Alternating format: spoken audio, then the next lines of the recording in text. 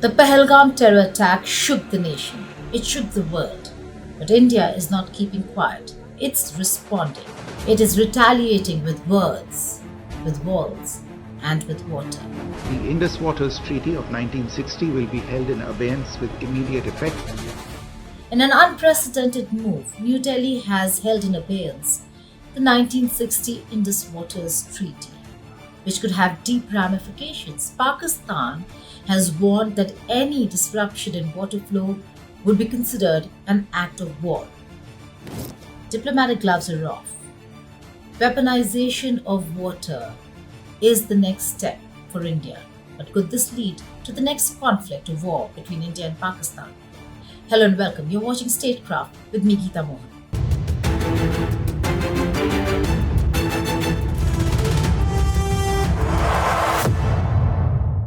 India's response to Pahalgam terror attack has been swift, sweeping, and strategic. From shutting down diplomatic corridors to sealing of the Attari border, New Delhi is mounting a full-spectrum counter-offensive. But of all the measures, none reverberates as much or quite as much as the 1960 Indus Waters Treaty being held in abeyance. Once hailed as a triumph of diplomacy even during wartime, in 60 years, India did not touch this treaty. But today, India is changing the rules of engagement. The terror attack in Pahalgam, Jammu and Kashmir, left at least 26 dead. Perpetrators, Pakistan-based militants, according to Indian intelligence. Response, relentless. Prime Minister Modi declared, "This wound will not go unanswered. Our response will be beyond imagination." और इस हमले की साजिश रचने वालों को उनकी कल्पना से भी बड़ी सजा मिलेगी। सजा मिलकर के रहेगी।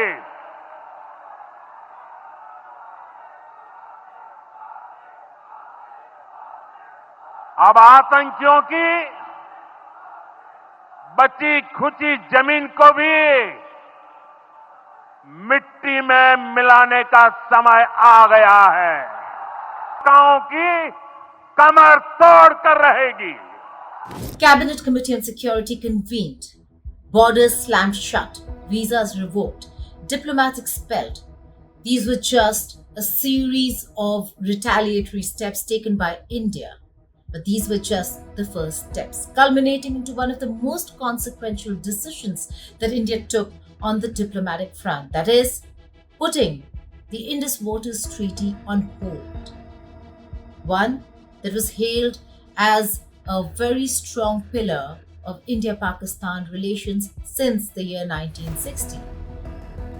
In an escalation that has moved to various measures that have been taken, New Delhi announced a series of coordinated measures and efforts that will be taken by the country to respond to Pakistan. Suspension of the Indus Waters Treaty. For the first time since its inception, India halted its obligations under the treaty, accusing Pakistan of fostering cross-border terrorism and declaring water can no longer flow to a nation that sponsors bloodshed. Closure of the Attari-Wagah border. The main land crossing between the two nuclear-armed neighbors was sealed, choking off trade and people-to-people contact in one swift move. Visa restrictions.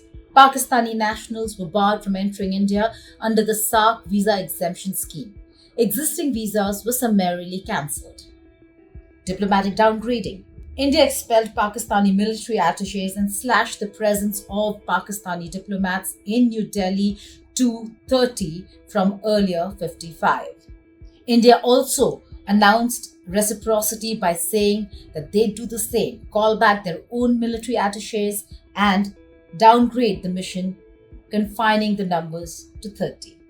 To India, the Pahalgam massacre wasn't just another terror incident. It was a red line. It is indeed a red line. And the waters of the Indus have become a weapon. Signed in 1960 and brokered by the World Bank, the Indus Waters Treaty governs 6 rivers in the Indus Basin. Under its terms, India controls the eastern rivers, Ravi, Beas, and Satluj, and Pakistan gets the western rivers, Indus, Jhelum, and Chenab, a lifeline for its agriculture and drinking water. Despite three wars, Kargil and Uri, the treaty endured. No matter the hostility, water continued to flow until now. India's announcement to put on hold the Indus Waters Treaty is not just symbolic, it's seismic. For Pakistan, which draws 80% of its agricultural water needs from the Indus rivers, it is existential.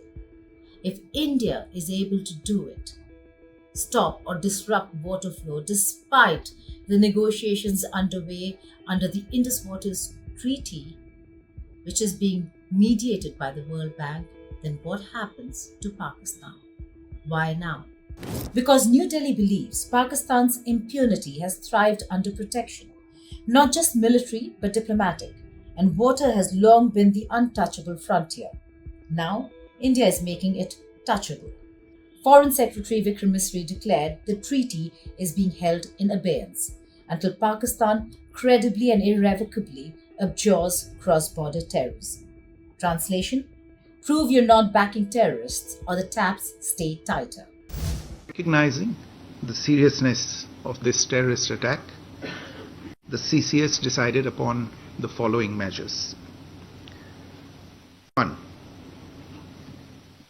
The Indus Waters Treaty of 1960 will be held in abeyance with immediate effect until Pakistan credibly and irrevocably abjures its support for cross-border terrorism. 2.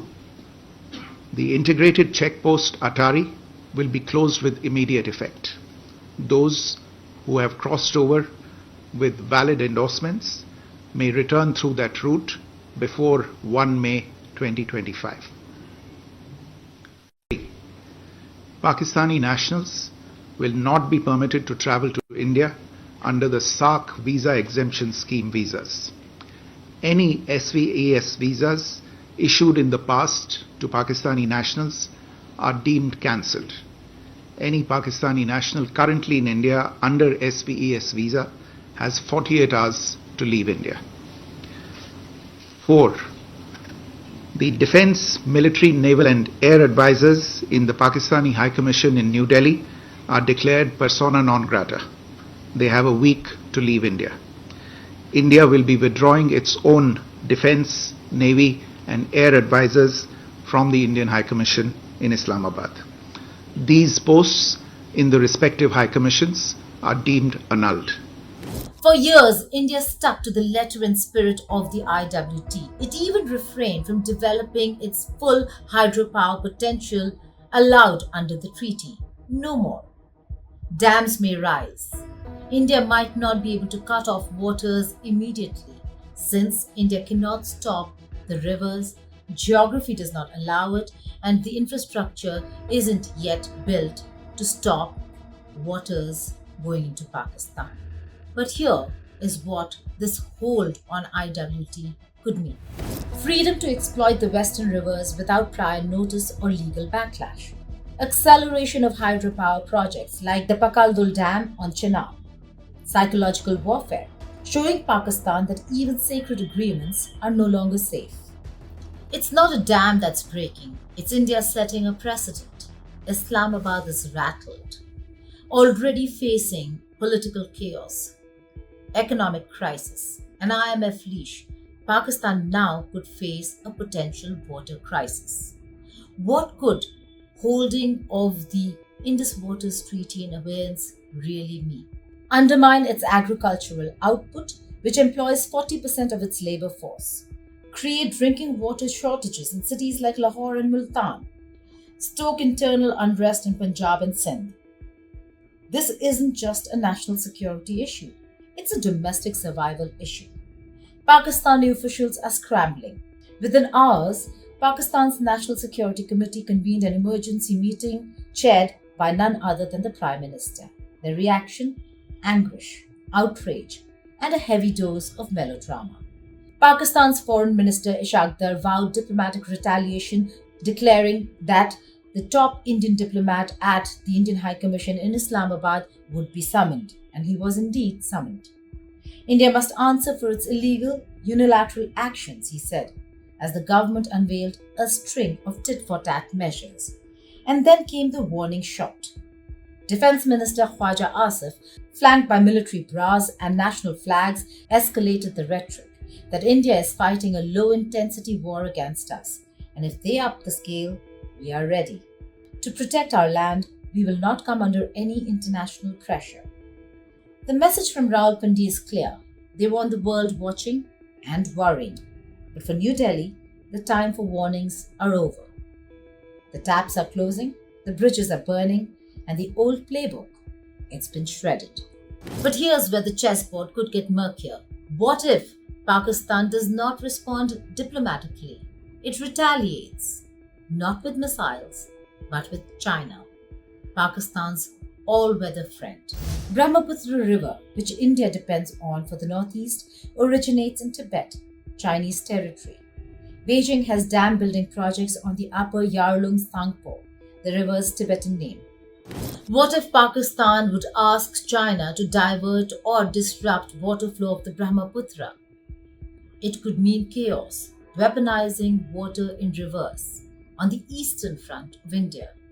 If China agrees, it would hit India's northeastern agriculture, especially Assam and Arunachal Pradesh, cripple hydropower plants in the region, trigger environmental collapse in an ecologically fragile zone. This water war could become triangular: India, Pakistan, and China in a hydro-diplomatic deadlock. My colleague Shashank Mattu spoke with Mirza Zulfikar Rahman from the Institute of Chinese Studies. Listen in to what he had to say. To coerce India geopolitically. The example often used is in 2019 when Southeast Asia, you were mentioning, of course, that the Mekong River, which supplies water to so many Southeast Asian countries, China used a lot of its dams on the Mekong River to withhold the flow of water to a lot of Southeast Asian countries because of its own requirements. That caused an emergency drought situation. It was not necessarily geopolitically motivated, but there has been some concern that the development of these dams on the Chinese side of the Brahmaputra on the Yarlung Tsangpo could lead to some geopolitical coercion at some point in time if China wishes to use these projects in a way against India. At least that has been the concern. Do you believe these are realistic concerns, or do you believe this is slightly over-exaggerated? This is definitely a realistic concern for India, for Bangladesh, for Bhutan, the downstream riparian countries of the Brahmaputra River basin.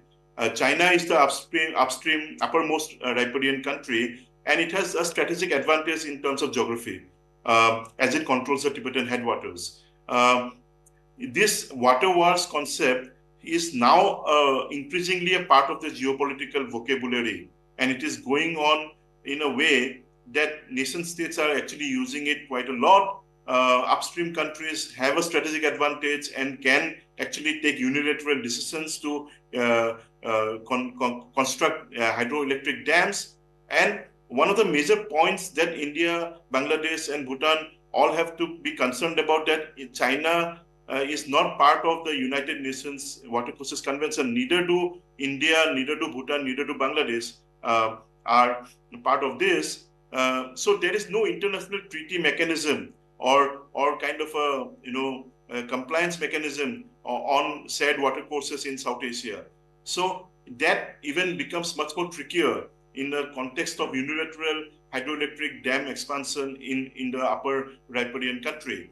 So there is no redressal at the international level. And also the critical part is that India and China do not have any bilateral treaty form arrangement on shared water courses, on shared rivers, especially on the Brahmaputra. So in the absence of this kind of a treaty arrangement, the apprehensions are quite genuine. Downstream riparian countries are definitely at risk, not only the countries per se, but the entire Himalayas, that is very critical to the sensitive ecology of all of South Asia, is at risk actually. So nation states are at a lower riparian has to actually take steps to counter this, but the counter also has to happen through different ways. It cannot happen to building more dams on the downstream areas, because India also is a lower dipole to China, but is also an upper dipole to Bangladesh. So any dams that India also construct will have repercussions on the downstream riparian and also to the Himalayas. So China and India are major powers in South Asia and have considerable amount of resources to actually undertake such hydroelectric projects. But it does not mean that we should actually go ahead with this, because it actually puts the entire Himalayas at risk. But let's be clear, China can't block entire Brahmaputra River. 70% of the flow comes from rain and Indian tributaries. Its downstream ecology, which includes Bangladesh, would be devastated should China pay heed to Pakistan's requests. It risks global backlash, especially if the move is tied to Pakistan's terror network. Meanwhile, India may fast-track its own countermeasures, building more reservoirs and storage capacity on eastern rivers, pushing international community to spotlight Chinese weaponization of water, enhancing military readiness in the northeast. For India, putting on hold the IWT is not about cutting off waters for Pakistan, it's about cutting off the oxygen supply for Pakistan-sponsored terrorism. The hope is deterrence. Make terrorism very costly, too consequential. But there's a gamble. This move could force Pakistan further into China's embrace. It could radicalize Pakistani military responses. It could internationalize the Kashmir issue yet again. Or it could work. It could compel Islamabad to finally clamp down on terror groups like Lashkar-e-Toiba and Jaish-e-Mohammed. The IWT being held in abeyance isn't just a policy shift. It's a doctrine change, where diplomacy is fused with coercion. The Pahalgam attack was a watershed moment, literally and figuratively. With the decision on Indus Waters Treaty, India has thrown out the old playbook. No more diplomacy without teeth, no more tolerance masked as restraint. India has sent out a strong message. Rivers that were symbols of shared heritage today are instruments of statecraft. If Pakistan responds through China and China intervenes in Brahmaputra, the subcontinent won't just be facing a political crisis. It will be staring into an environmental and humanitarian abyss. In this dangerous game of hydrohegemony, one truth stares us in the face, and that's one reality of the next war. The next war in South Asia may not start with a bullet, but a dam. Thank you for watching Statecraft.